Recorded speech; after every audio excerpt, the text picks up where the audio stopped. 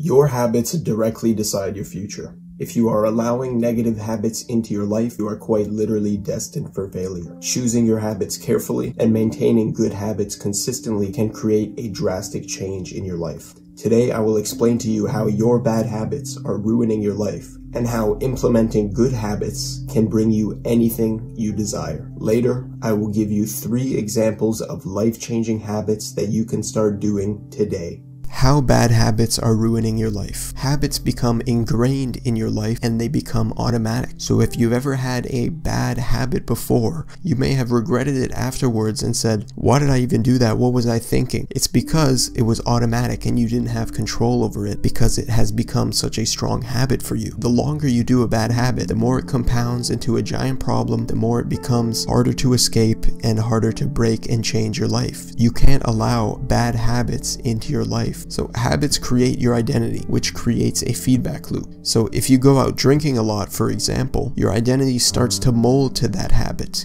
And then you start to act in accordance with that because you're thinking, oh, I drink all the time, I go out all the time. This is who I am, right?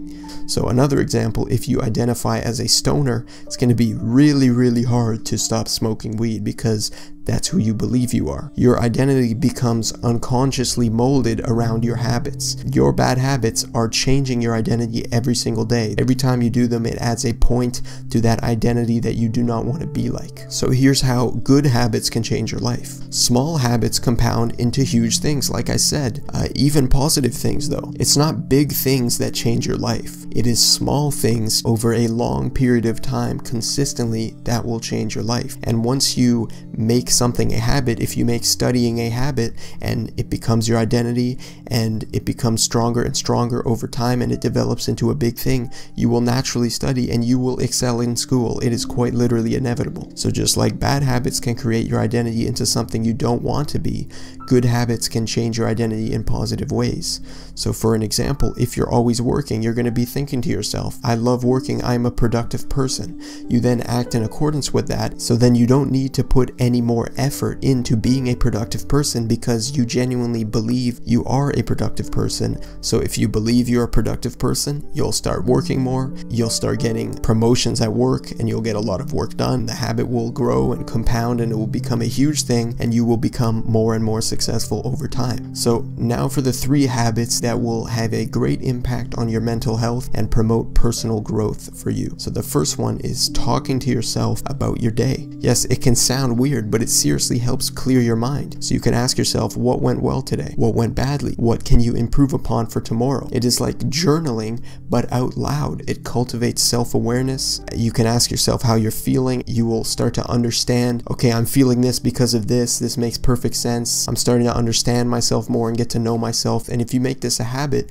it will quickly compound into great self-awareness and great mental health overall. If you're asking yourself, what went well today? What went bad? What can I improve upon? Then you will actually get better day to day if you start implementing those things. So the second habit you can do is solitude. You should not be afraid of being alone. No adult should be afraid of being alone. That is a superpower, in fact, in this day and age where everyone always has to be distracted on their phones, on social media, or escaping themselves and escaping their lives. That is terrible for your mental health. So if you do this, if you implement this, you become satisfied with your own company. And if you're satisfied with your own company, you will never be bored and you will always be entertained because you have yourself. If you're satisfied with your own company, you can go places alone. You can be confident, go out to restaurants alone, go out to see movies alone, go hiking alone, whatever it is. If it's something you genuinely want to do, you're really going to limit yourself on what you can do with your life because other people don't want to do it. Go alone. You will have greater experiences in life because you will get to do what you actually want to do and not rely on other people for that. Solitude will force you to self-reflect. You'll start to figure out why you're feeling certain ways. You'll start thinking to yourself more and start questioning yourself, and that is exactly how growth happens. Implement this daily and you will see great mental health changes. So the third habit you can implement in your life is meditation. Now it couldn't be a habit video without mentioning meditation, of course, but trust me, the effects are massive. It allows you to separate yourself from your thoughts so that you're not tormented by them, because a lot of people have thoughts of negative things, thoughts telling them that they're bad and that they can't do certain things. things, if you're separate from the thoughts, then you will stop believing them as much, and you will stop listening to your thoughts and thinking, oh my god, yeah, I am bad,